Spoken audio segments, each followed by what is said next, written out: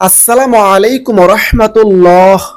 প্রিয় দর্শক, আজ পবিত্র জুমার দিনে বা রাতে যে কোনো সময়, বিশেষ করে আসরের পর থেকে মাগরিবের আগে ইস্তেগফারের ছোট্ট দোয়াটি চুপি চুপি মনোযোগের সঙ্গে 100 বার পড়ুন। পাশাপাশি ঋণ থেকে মুক্তি লাভের দোয়াটি 3 বার পড়ুন। বিনিময়ে আল্লাহ তাআলা আপনার প্রতি সন্তুষ্ট হয়ে যাবেন, জীবনের সমস্ত গুনাহ খাতা মাফ করে দিবেন, গায়েবী ভাবে রিজিক দান করবেন, বিপদ মুসিবত দূর করে দিবেন, দুশ্চিন্তা পেরেশানি আল্লাহ তাআলা গায়েবী ভাবে দূর করে দিবেন। আল্লাহ তাআলা আপনার ঋণ মুক্তির ব্যবস্থা করে দিবেন। বৃষ্টির ফোঁটার মতো গায়েবী রিজিক আসতেই থাকবে ইনশাআল্লাহ। দর্শক, আমি আশা করি যারা আমলকে ভালোবাসেন তারা ভিডিওটি না টেনে সম্পূর্ণ দেখবেন এবং উপকারী মনে হলে প্রিয়জনের কাছে বেশি পরিমাণে শেয়ার করবেন, যেন তারাও জানতে পারে এবং আমল করতে পারে। আমাদের চ্যানেলের নতুন দর্শক হলে চ্যানেলটি এখনই সাবস্ক্রাইব করে পাশের বেল আইকনটি অল নোটিফিকেশন করে রাখুন, যেন পরবর্তী ভিডিওগুলো সহজেই পেয়ে যান। দর্শক, পবিত্র জুমার দিন বা শুক্রবার সপ্তাহের মধ্যে শ্রেষ্ঠ দিন। ইসলামের দৃষ্টিতে এই দিনের মর্যাদা ও ফজিলত অনেক বেশি। ফজিলতের কারণে এই দিনকে সাপ্তাহিক ঈদের দিন বলা হয়েছে। জুমার দিনের কথা বিশেষভাবে আল্লাহ তাআলা পবিত্র কোরআনে উল্লেখ করে বলেন, হে মুমিনগণ, জুমার দিনে যখন নামাজের আজান দেওয়া হয় তখন তোমরা আল্লাহর স্মরণে দ্রুত ছুটে যাও এবং বেচাকেনা বন্ধ করো, এটা তোমাদের জন্য উত্তম যদি তোমরা বুঝো। সূরা জুমা আয়াত 9। আল্লাহর রাসূল সাল্লাল্লাহু আলাইহি সাল্লাম বলেছেন, জুমার দিন সপ্তাহের মধ্যে শ্রেষ্ঠ এবং তা আল্লাহ তাআলার নিকট অধিক সম্মানিত। ইবনে মাজাহ হাদিস নম্বর 1084। হযরত আবু হুরায়রা রাদিয়াল্লাহু আনহু হতে বর্ণিত আছে, আল্লাহর রাসূল সাল্লাল্লাহু আলাইহি সাল্লাম বলেছেন, সূর্য উদিত হওয়ার দিনগুলোর মধ্যে জুমার দিন সর্বোত্তম। এই দিনে আদম আলাইহিস সালামকে সৃষ্টি করা হয়েছে। এই দিনে তাকে জান্নাতে প্রবেশ করানো হয়েছে এবং এই দিনে তাকে জান্নাত থেকে বের করা হয়েছে। হাদিসটি মুসলিম শরীফে বর্ণিত হয়েছে, হাদিস নম্বর 854। হযরত সালমান ফার্সি রাদিয়াল্লাহু আনহু বর্ণিত আছে, আল্লাহর রাসূল সাল্লাল্লাহু আলাইহি সাল্লাম বলেছেন, যে ব্যক্তি জুমার দিন গোসল করলো, সাধ্যমতো পবিত্র হলো, তেল ব্যবহার করলো, ঘর থেকে সুগন্ধি ব্যবহার করলো, অতঃপর মসজিদে আসলো, সেখানে দুজন মুসল্লির মধ্যে ফাঁক করে সামনে এগিয়ে গেল না, নির্দিষ্ট পরিমাণে নামাজ পড়লো, অতঃপর ইমাম খুতবা শুরু করলে চুপ থাকলো, তাহলে আল্লাহ তাআলা তার 2 জুমার মধ্যবর্তী সময়ের গুনাহ মাফ করবেন। সুবহানাল্লাহ। হাদিসটি বুখারী শরীফে বর্ণিত হয়েছে, হাদিস নম্বর 883। অপর হাদিসে হযরত আবু হুরায়রা রাদিয়াল্লাহু আনহু বর্ণিত আছে, আল্লাহর রাসূল সাল্লাল্লাহু আলাইহি সাল্লাম বলেছেন, 5 ওয়াক্ত নামাজ এক জুমা থেকে পরবর্তী জুমা, এক রমজান থেকে পরবর্তী রমজান মধ্যবর্তী সময়ের গুনাহ মাফ করে, যদি সে ব্যক্তি সব ধরনের কবিরা গুনাহ থেকে বিরত থাকে। সুবহানাল্লাহ। হাদিসটি মুসলিম শরীফে বর্ণিত হয়েছে, হাদিস নম্বর 2333। হযরত জাবির ইবনে আব্দুল্লাহ রাদিয়াল্লাহু আনহু হতে বর্ণিত আছে, আল্লাহর রাসূল সাল্লাল্লাহু আলাইহি সাল্লাম বলেছেন, জুমার দিনের 12 ঘন্টার মধ্যে একটি বিশেষ মুহূর্ত এমন আছে যে তখন কোনো মুসলমান আল্লাহর নিকট যে দোয়া করবে আল্লাহ তাআলা তা কবুল করবেন। সুবহানাল্লাহ। হাদিসটি আবু দাউদ শরীফে বর্ণিত হয়েছে, হাদিস নম্বর 1048। দর্শক, অধিকাংশ ইসলামিক স্কলারগণ বলে থাকেন সেই সময়টি হচ্ছে পবিত্র জুমার দিনের আসরের পর থেকে মাগরিবের আগ পর্যন্ত। এই গুরুত্বপূর্ণ সময়ে অবশ্যই বেশি বেশি পরিমাণে দোয়া দুরুদ জিকির আজকার এবং ইস্তেগফারের আমল করার চেষ্টা করুন। আল্লাহ তাআলা আমাদের সকলকে এই সময়ে গুরুত্বের সঙ্গে আমল করার তৌফিক দান করুন। সকলে কমেন্টে লিখুন আমিন।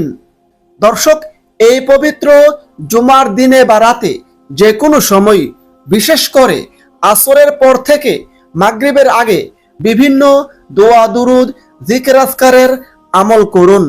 তবে আপনি চাইলে আজকের ভিডিওতে আমি যেই আমলের কথা বলবো সেগুলো করতে পারেন। দর্শক, আজকের ভিডিওতে আমি আপনাদেরকে একটি ইস্তেগফারের দোয়া এবং ঋণ থেকে মুক্তি লাভের একটি গুরুত্বপূর্ণ দোয়া বাংলা উচ্চারণ সহ জানিয়ে দিব। তারপরই আমলটি কিভাবে করবেন সে সম্পর্কে আলোচনা করব ইনশাআল্লাহ। দর্শক, ইস্তেগফারের দোয়াটি হচ্ছে রব্বি গফিরলি ওয়া তুব আলাইয়া ইন্নাকা আনতাত তাওয়াবুর রহিম। রব্বি গফিরলি ওয়া তুব আলাইয়া ইন্নাকা আনতাত তাওয়াবুর রহিম। অর্থ, হে আমার প্রভু, আপনি আমাকে ক্ষমা করুন, আমার তাওবা কবুল করুন, নিশ্চয় আপনি তাওবা কবুলকারী করুণাময়ী। এই দোয়ার ফজিলত প্রসঙ্গে হাদিসে রয়েছে আল্লাহর রাসূল সাল্লাল্লাহু আলাইহি সাল্লাম মসজিদে বসে এক বৈঠকেই এই দোয়াটি 100 বার পড়েছেন। সুবহানাল্লাহ। হাদিসটি আবু দাউদ শরীফে বর্ণিত হয়েছে, হাদিস নম্বর 1516।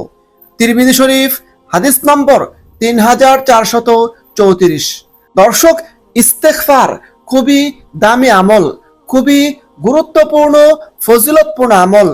কারণ আল্লাহ তাআলা ইস্তেগফারের মাধ্যমে বান্দার জীবনের সমস্ত গুনাহ খাতা মাফ করে দেন। আল্লাহ তাআলা ইস্তেগফারের বিনিময়ে বান্দার প্রতি সন্তুষ্ট হয়ে যান। আল্লাহ তাআলা গায়েবী ভাবে রিজিক দান করেন, দুশ্চিন্তা পেরেশানি দূর করে দেন, বিপদ মুসিবত থেকে মুক্তি দান করেন। এ প্রসঙ্গে আল্লাহ তাআলা পবিত্র কোরআনে নিজেই ওয়াদা করে বলেছেন, হে নবী, আমার বান্দাদের জানিয়ে দাও যে নিশ্চয়ই আমি অত্যন্ত ক্ষমাশীল ও অপরিসীম দয়ালু। আল্লাহ তাআলা পবিত্র কোরআনের অন্য স্থানে বলেন, আমি অবশ্যই ক্ষমাশীল তার প্রতি যে তাওবা করে, ঈমান আনে, সৎকর্ম করে ও সৎ পথে অবিচল থাকে। সূরা তাহা আয়াত 82।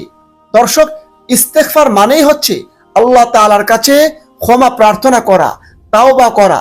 আল্লাহ তাআলা পবিত্র কোরআনের সূরা বাকারার 199 নম্বর আয়াতে বলেন, আর তোমরা আল্লাহর নিকট ক্ষমা চাও, ইস্তেগফার করো, নিশ্চয় আল্লাহ ক্ষমাশীল। হযরত ইবনে আব্বাস রাদিয়াল্লাহু আনহু বর্ণিত আছে, আল্লাহর রাসূল সাল্লাল্লাহু আলাইহি সাল্লাম বলেছেন, যে ব্যক্তি নিয়মিত ইস্তেগফার পাঠ করে আল্লাহ তাআলা তাকে বিশাল 3টি পুরস্কার দিয়ে থাকেন। সেগুলো হচ্ছে, আল্লাহ তাআলা তার সকল প্রকার দুশ্চিন্তা পেরেশানি দূর করে দেন, তার সকল বিপদ আপদ দূর করে দেন এবং আল্লাহ তাআলা ইস্তেগফারের আমলকারীকে গায়েবী ভাবে রিজিক দান করেন। আল্লাহ তাআলা তার জন্য রিজিকের ব্যবস্থা করেন যা সে কল্পনাও করতে পারবে না। সুবহানাল্লাহ। আবু দাউদ শরীফ হাদিস নম্বর 1518। দর্শক, ইস্তেগফার এমন একটি গুরুত্বপূর্ণ ফজিলতপূর্ণ আমল যে আমাদের প্রিয় নবী সাল্লাল্লাহু আলাইহি সাল্লাম নিষ্পাপ হওয়া সত্ত্বেও দৈনিক 70 থেকে 100 বারের বেশি আল্লাহ তাআলার কাছে ইস্তেগফার ও ক্ষমা প্রার্থনা করতেন। এ প্রসঙ্গে হযরত আবু হুরায়রা রাদিয়াল্লাহু আনহু বর্ণিত আছে, তিনি বলেন, আল্লাহর রাসূল সাল্লাল্লাহু আলাইহি সাল্লাম বলেছেন, আল্লাহর শপথ, আমি প্রতিদিন আল্লাহ তাআলার কাছে 70 বারের অধিক ইস্তেগফার করি। হাদিসটি বুখারী শরীফে বর্ণিত হয়েছে, হাদিস নম্বর 6307। অপর হাদিসে হযরত আব্দুল্লাহ ইবনে ওমর রাদিয়াল্লাহু আনহু বর্ণিত আছে, আল্লাহর রাসূল সাল্লাল্লাহু আলাইহি সাল্লাম বলেছেন, তোমরা আল্লাহর কাছে তাওবা করো এবং তার কাছে ক্ষমা প্রার্থনা করো। আমি দিনে 100 বার তাওবা ইস্তেগফার করি। সুবহানাল্লাহ। হাদিসটি মুসলিম শরীফে বর্ণিত হয়েছে, হাদিস নম্বর 7034। দর্শক, ইস্তেগফারের দোয়াটি পড়ার পাশাপাশি ঋণ থেকে মুক্তি লাভের এবং গায়েবী ভাবে রিজিক লাভের এই দোয়াটি 3 বার পড়ুন। দোয়াটি হচ্ছে আল্লাহুম্মা কফিনি বিহালালিকা আন হারামিক ওয়া আগনিনি বিফাদলিকা আম্মান সিওয়াক। আল্লাহুম্মা কফিনি বিহালালিকা আন হারামিক ওয়া আগনিনি বিফাদলিকা আম্মান সিওয়াক। হাদিসে রয়েছে এই দুয়ার আমল করলে আল্লাহ তাআলা আমলকারীকে গায়েবী ভাবে সাহায্য করবেন, গায়েবী ভাবে রিজিকের ব্যবস্থা করবেন। আল্লাহ তাআলা আমলকারীর ঋণ মুক্তির ব্যবস্থা করে দিবেন, যদিও তার ঋণ পাহাড় সম পরিমাণও হয়। সুবহানাল্লাহ। এ প্রসঙ্গে হাদিসটি বর্ণিত হয়েছে তিরমিজি শরীফে। দর্শক, এখন আসুন ইস্তেগফারের আমলটি কিভাবে করবেন সে সম্পর্কে জানিয়ে দেই। আপনি প্রথমে ভালো করে ওযু করবেন।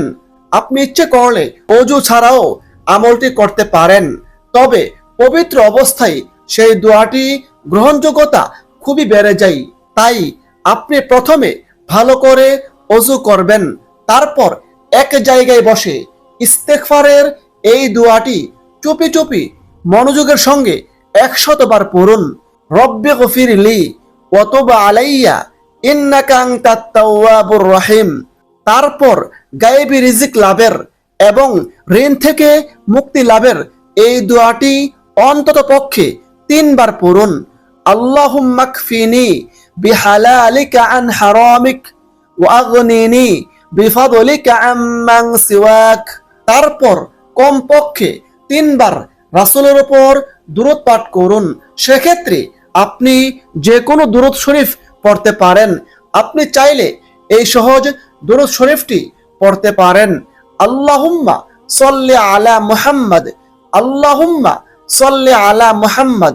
তারপর সর্বশেষে দুহাত তুলে বিনয়ের সঙ্গে কাকতি মিনতি করে আল্লাহ তাআলার কাছে গুনাহের কথা স্বীকার করে নিজের জীবনের সমস্ত গুনাহ খাতার জন্য ক্ষমা প্রার্থনা করুন। আল্লাহ তাআলা ক্ষমা করে দিবেন। আল্লাহ তাআলা জীবনের সমস্ত গুনাহ খাতা মাফ করে দিবেন। আল্লাহ তাআলার কাছে ঋণ থেকে মুক্তি লাভের, গায়েবী ভাবে রিজিক লাভের দোয়া করুন। আল্লাহ তাআলা আপনার দোয়া কবুল করবেন, গায়েবী ভাবে সাহায্য দান করবেন, বৃষ্টির ফোঁটার মতো রিজিক দান করবেন।